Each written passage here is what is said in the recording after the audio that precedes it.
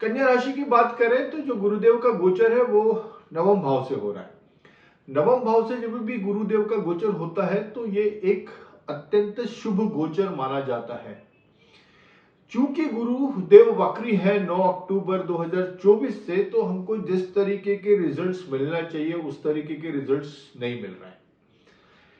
साथ में अगर शनिदेव की भी बात की जाए तो शनिदेव आपके षष्ठम भाव में है, गुरुदेव आपके नवम भाव पे है। तो ये देखा जाए तो ये दोनों ग्रहों की पोजीशन, शनिदेव और गुरुदेव की जो पोजीशन है ये अच्छी है। बट हमको रिजल्ट इसलिए नहीं मिल रहे थे क्योंकि गुरुदेव नवम भाव में वक्री हो गए थे। तो हो क्या रहा था कि हमको जो इफर्ट्स थे, हम इफर्ट्स जो कर रहे थे उसका हमको बराबर फल नहीं मिल रहा था। और क्यों नहीं मिल रहा था? क्योंकि गुरुदेव नवम भाव में वक्री, तो भाग्य का साथ नहीं मिल रहा था।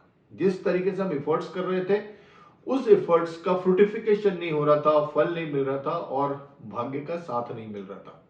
अब 4 फरवरी 2025 को गुरुदेव मार्गी होने जा रहे हैं, तो ये आपके लिए एक बहुत ही पॉजिटिव चेंज है, सकारात्मक चेंज है।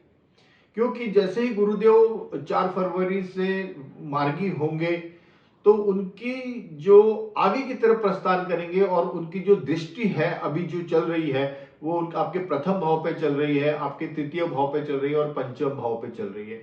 तो सबसे इंपॉर्टेंट जो चेंज होने वाला है कन्या राशि वालों के लिए, एक तो अभी तक जो आप थोड़े से डिमोटिवेटेड फील कर रहे थे, इंस्पिरेशन कहीं से नहीं मिल रहा था या एनर्जेटिक फील नहीं कर रहे थे, एक उमंग नहीं था, एक उत्साह नहीं था, वो सब अब आपको अच्छे से मिलेगा क्योंकि अब गुरुदेव मार्गी हो गए हैं और उनकी जो दृष्टि है वो आपके प्रथम भाव पे है। तो अभी तक जो एक थोड़ा सा मन में उत्साह की कमी या काम न करने का मन या सतत किसी चीज में रुकावटें आने के कारण मन नहीं लगना, वो जो परिस्थितियां बन रही थी वो खत्म होंगी और आपको अच्छा लगने लगेगा, आप काम पे फोकस कर पाओगे, मोटिवेटेड भी फील करोगे। तो ये एक बहुत बड़ा सकारात्मक चेंज कन्या राशि वालों के लिए होने जा रहा है। दूसरा क्या है कि जिस तरीके से हम जो इफर्ट्स कर रहे हैं अब वो इफर्ट्स सही डायरेक्शन में शुरू होंगे। अभी तक ये भी हो रहा था वक्री होने के कारण कि हम इफर्ट्स तो कर रहे थे बट इफर्ट्स हमारे सही डायरेक्शन में नहीं हो रहे थे और जिसके कारण कहीं ना कहीं डिसीजन मेकिंग गलत हो रही थी।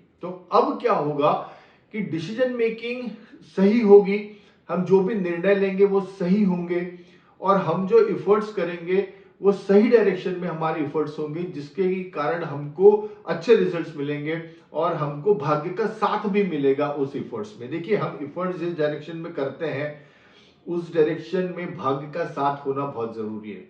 इफर्ट्स तो हम सभी लोग करते हैं बट उस इफर्ट्स में सक्सेस मिलना, उसके लिए भाग्य और प्रारब्ध इसका साथ होना बहुत जरूरी है। तो अब गुरुदेव की जो दृष्टि है वो तृतीय भाव पे पड़ेगी, तो जो इफर्ट्स का स्थान है उस पर दृष्टि पड़ने के कारण आपको एक सही डायरेक्शन मिलेगी, एक सही मार्ग मिलेगा और उसमें आपका भाग्य साथ भी देगा।